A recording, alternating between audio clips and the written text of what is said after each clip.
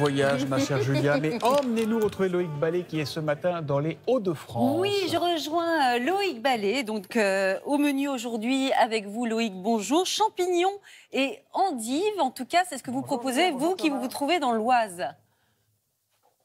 Ah, et bien regardez, alors nous sommes dans l'Oise, on est à Ory-la-Ville pour être plus précis. On est dans les Hauts-de-France, effectivement, on est tout au sud des Hauts-de-France et nous sommes alors dans un endroit particulier, nous sommes dans la dernière champignonnière du département de l'Oise. Alors, je sais qu'on a fait quelques images hier pour vous montrer justement où nous nous trouvons. Il faut s'imaginer qu'au-dessus de nous, il y a 20 mètres de roche. Ensuite, au-dessus, il y a de la forêt, il y a des potagers et cette particularité ici, c'est que d'être à 20 mètres sous la roche, ça permet de préserver et d'avoir une sorte d'équilibre et une température parfaite. Et cette roche, en fait, c'est une cavité complètement naturelle. Vous voyez, on a vu qu'on a essayé de tailler. Ce sont des anciennes carrières, c'est-à-dire que c'est ici qu'on est venu retirer des blocs il y a plusieurs siècles pour construire Paris, par exemple. La pierre du Pont-Neuf vient d'ici, il faut s'imaginer. Alors, cette particularité, c'est que cette carrière et la plupart de ces carrières, ici, autour de la ville de Paris et autour en Île-de-France et même en Picardie, ont été transformées petit à petit en champignonnières parce qu'il y a 12 degrés été comme hiver presque.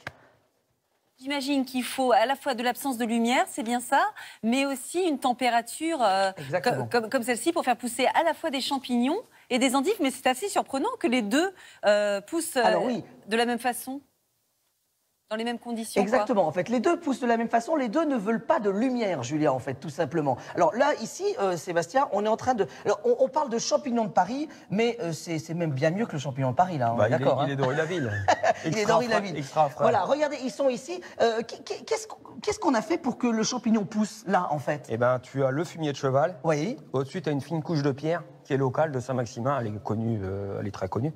Donc la particularité, c'est du calcaire, c'est pour la qualité gustative du champignon. Et naturellement, le champignon va venir se développer? Oui, très long, une période assez longue, au moins 2 mois quasiment, parce qu'on est en température froide. Moi, je chauffe pas, il pousse naturellement à 10 degrés. Ça, c'est important, Julia. Julia et Thomas, en fait, ici, on est dans une culture qui n'est pas chauffée, complètement à l'opposé des cultures industrielles. C'est-à-dire qu'en fait, le fait qu'on ne chauffe pas va permettre d'avoir un champignon qui va se développer et qui restera très ferme, qui ne sera pas une sorte d'éponge toute molle comme certains champignons qu'on achète dans le commerce. Là, justement, on va avoir cette fermeté qui va être intéressante en cuisine. Et pour les endives, comment ça se passe pour faire pousser les endives? Ah, bah alors là, les endives, venez, je vous montre, regardez comme elles sont belles. Voilà, regardez, elles sont toutes dorées, presque argentées, à la lumière, c'est merveilleux. Là, ce sont des endives, alors, elles sont belles, hein, ces endives. Il faut s'imaginer que l'endive, on a tendance à l'oublier, mais à la base, c'est une énorme racine, regardez, qui est ici. Alors, dans le Nord, on parle du chicon pour l'endive et de la chicorée qu'on va faire après avec certaines de ses racines. Là, ces endives, il faut s'imaginer que c'est une sorte de repousse, c'est ça, Sébastien? C'est la partie qu'on fait forcir. Au début, vous semez votre graine au printemps. Voilà, alors ça on sème au-dessus, sur le potager, voilà, à la surface. Voilà. Ça vous donne la racine avec un grand feuillage, près de 50 cm. Vous l'arrachez, vous coupe les feuilles. Voilà, allez, 2-3 cm du collet. Et vous le replantez. Moi, c'est ce que je fais moitié-moitié. Moitié mon fumier de cheval qui a servi aux champignons et de la terre végétale. Voilà. Et on a une qualité de champignon. Vous avez la meilleure endive, on peut dire ça ? Quasiment, surtout sans amertume. Si c'est fait traditionnellement, elle n'a pas d'amertume, l'endive.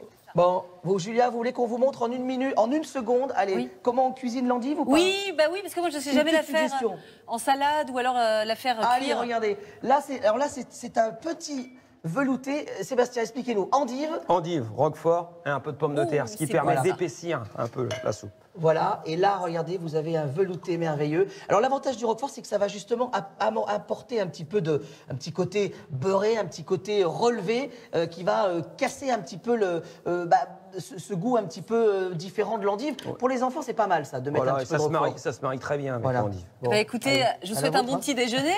J'avais jamais pensé à l'endive et au roquefort le matin. Je vais tenter l'expérience. Qu'est-ce qu'elles sont belles, en tout cas, ces endives, on a envie d'en... Et en soupe, s'il vous plaît. En soupe, s'il vous plaît. La soupe d'endive, eh bien, très bien. Merci beaucoup à vous. Quelques-unes de la presse quotidienne régionale de